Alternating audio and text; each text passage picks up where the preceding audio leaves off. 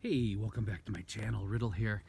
So I had to shoot the video with my phone the long direction instead of the wide direction because this is just a simple abstract teepee trellis that I made from tree branches, redwood tree branches.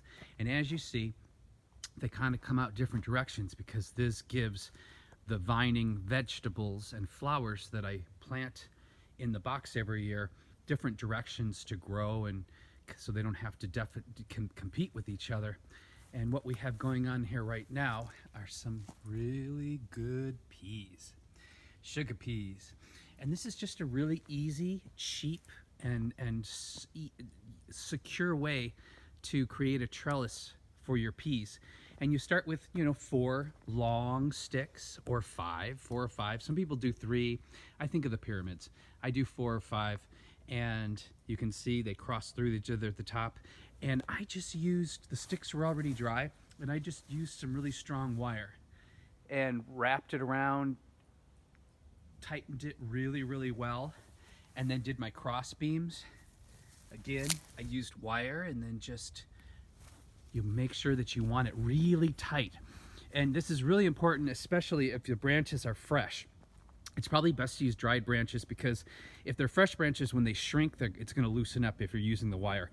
Now, if you're handy, of course, you can use a drill and pre-drill it a little bit and put some good wood screws through it. That's probably even better. But I was feeling lazy and my drill wasn't charged, so it just held up great for me, just using the wire. Don't use the little skinny crappy wire. They call it a stove vent wire. That's a good one. And the stove vent wire, you can get at Home Depot, a big spool of it, and use it for everything. And it rusts, which is great because then it's the color of the wood and it doesn't stand out so much. So this is one way that you can grow peas and pole beans, vining vegetables. I also have some nasturtium, as you see. And I also have some morning glories that are going to come up, and that's just to attract bees because we want as many bees as we can. And then what I have growing inside here is a companion plant. I have a bunch of horseradish, and horseradish will take over when it's happy, and it grows crazy, which I love. So I'm going to yank that out eventually, and I'm going to take half the root, the bottom half of the root, and make some amazing horseradish with it. And then I'm going to replant the top of it, and then the whole process will start over again, so nothing gets wasted. That's it. How to trellis peas or other vining plants inexpensively with something biodegradable and natural from the woods.